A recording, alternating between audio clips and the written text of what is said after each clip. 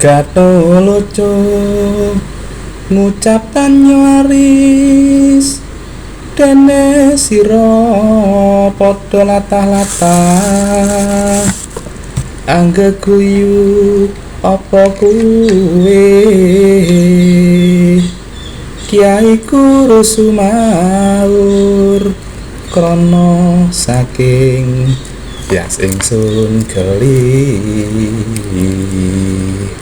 gumun mring jenengira Gatoloco nuwus ing mangka jeneng utama Gatho iku tegese sirah kang wadi loco prantika soan sarwayu para sedulur sedaya. Selamat bertemu kembali semuanya, salam sejahtera.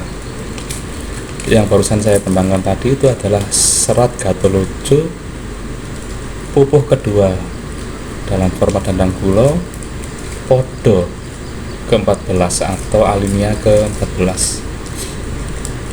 Gatoloco sendiri itu adalah sebuah serat yang sangat kontroversial, yang lahir ketika era Hindia Belanda, era kolonial, dan tidak diketahui siapa yang mengarang atau menganggitnya.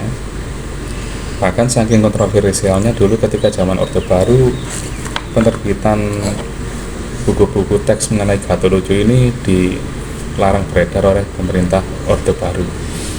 Bahkan sampai sekarang siapapun yang membahas Gatoloco atau menerbitkan buku mengenai Gatoloco pasti akan mengalami kesulitan. Gatoloco ini memang tembangnya itu bahasanya itu sangat vulgar sekali, seronok, bahkan dipandang sebagai sesuatu yang sifatnya porno karena secara terang-terangan membahas alat kelamin pria. Tetapi kalau kita mau menguri-uri atau mengurai kembali apa yang ada di dalam Gatoloco ini, sangat akan makna-makna ketuhanan yang sangat tinggi. Langsung saja di sini dikisahkan Gatoloco memperkenalkan diri kepada seorang kiai dan beberapa santri yang ada di situ. Kemudian si kiai ini tertawa karena merasa lucu mendengar nama Gatoloco yang dipandangnya sebagai sesuatu yang kotor dan tidak patut. Namun Gatoloco sendiri justru membantah kalau justru Gatho itu adalah nama yang utama atau nama yang sangat indah. Di sini dikatakan Gatho itu adalah kepala yang dirahasiakan. Gatho itu juga nama lainnya di Jawa Timur disebut gartel. Bahkan secara kasarnya itu juga dikatakan kontol atau penis dalam bahasa Indonesia, yang merujuk kepada alat kelamin pria. Sementara lucu artinya dikocok. Saya yakin semuanya pasti paham itu maksudnya, itu maknanya seperti apa. Namun kita coba bedah pelan-pelan. Gatho sendiri itu adalah alat kelamin pria. Karena sifatnya rahasia, dia harus ditutupi, makanya harus ditutupi dengan celana. Makanya dia disebut sebagai kepala yang dirahasiakan. Nah, itu maksudnya apa? Maksudnya tak lain itu adalah merujuk kepada roh atau atma kita sendiri, atau atma semua makhluk hidup yang ada di alam semesta ini. Karena atma itu sifatnya sangat rahasia, bahkan dicari pun juga susah ada di mana, karena dia berada di alam niskala tetapi di dalam tubuh kita sendiri, tapi tepatnya di mana tidak ada yang tahu, bahkan mungkin hanya sedikit orang yang mengetahuinya. Dan atma atau roh sendiri itu adalah daya hidup dari semua makhluk hidup. Jadi antara atma atau roh dari saya sendiri, atma jenengan, atmanya kucing, atmanya kewan, wedus, sapi atau apapun ya sama saja. Itu hanya daya hidup. Tetapi atma atau roh sendiri bagi pandangan orang Jawa kuno itu adalah bagian yang tidak terpisahkan dari Tuhan itu sendiri, atau bisa dikatakan sebagai emanasi atau Tuhan yang menyederhanakan dirinya sendiri, yang terjun ke dalam ketidaktahuannya sendiri tanpa toyo ya maksudnya, yang sudah sudah terhijab sedemikian rupa akhirnya mengalami kecemerlangannya itu semakin memudar dan mencari jalan kembali ke Tuhan yang sejati, seperti itu. Jadi untuk mengenai makna Gatot sendiri kita harus memahami falsafah dari ketuhanan Jawa kuno, di mana falsafah ini dinamakan falsafah Alu dan Lumpang, yang dalam era Siwa Buddha disebut falsafah Lingga dan Yoni. Ceritanya seperti ini. Tuhan mempunyai kehendak untuk menciptakan alam semesta, mempunyai kehendak untuk supaya dirinya dikenali.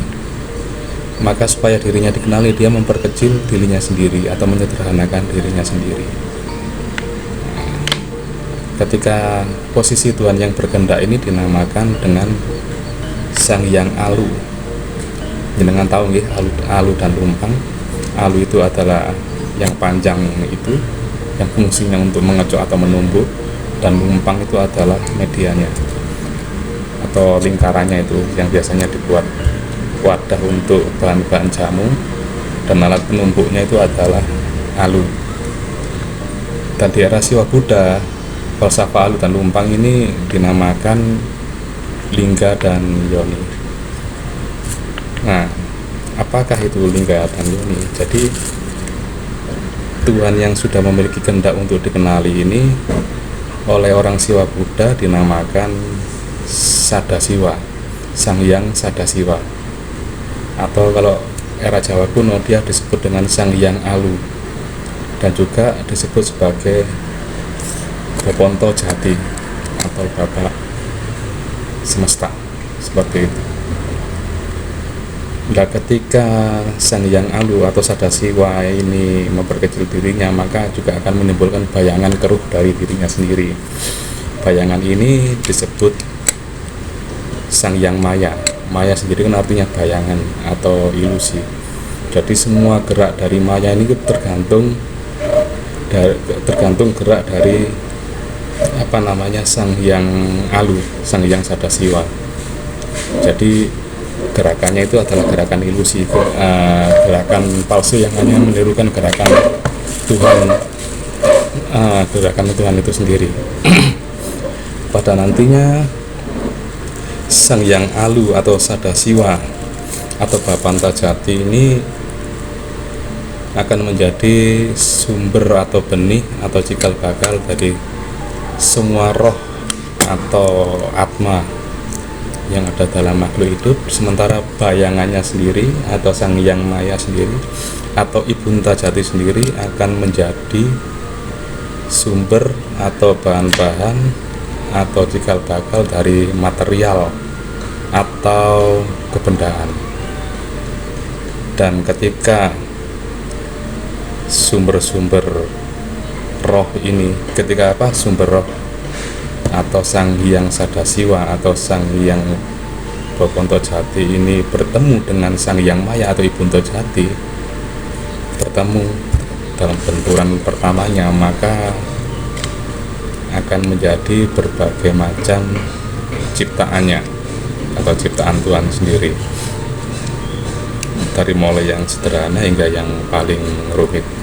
Di sini barulah terjadi kehidupan di dunia ini, mulai dari yang paling sederhana pada waktu zaman dulu sampai serumit sekarang. Dan inilah asal mula kehidupan, asal mula dari alam semesta. Nah, falsafah dari tembang Gatholoco ini maksudnya itu menceritakan proses terjadinya alam semesta, yang mana terjadi dari tumbukan atau kocokan antara Sang Hyang Sadasiwa atau Boboton Jati atau Sang Hyang Alu menabrak atau mengocok Sang Hyang Maya atau bayangan keruhnya, atau juga dikenal dengan I Bunto Jati. Ini maksudnya itu seperti itu. Barang yang utama, barang kang kinisik, barang kang sinengker, seperti itu. Namun dalam tembang Gatholoco ini adalah versi penciptaan bukan alam semesta, tetapi yang lebih sederhana yang lagi, yaitu proses terjadinya penciptaan manusia, di mana di Gatholoco di sini adalah dimaksudkan sebagai masuknya atma atau roh ke dalam si jaban bayi manusia yang masih berada di alam kandungan. Jadi Gato atau penis kehidupan sendiri itu adalah atma atau roh itu sendiri. Tentunya ada vagina yang harus dimasuki oleh si penis semesta ini atau si atma ini. Dan lambang apakah vagina itu? Kalau jenengan paham mengenai falsafah Linggayoni atau Alu dan Lumpang tadi, tentunya jenengan bisa menebak semuanya. Kalau masih bingung, nanti akan saya lanjutkan pada pembahasan berikutnya yang lebih komplit lagi. Ya, untuk sementara seperti itu saja. Matur suwun, sarwa hayu sedaya, Om Rahayu.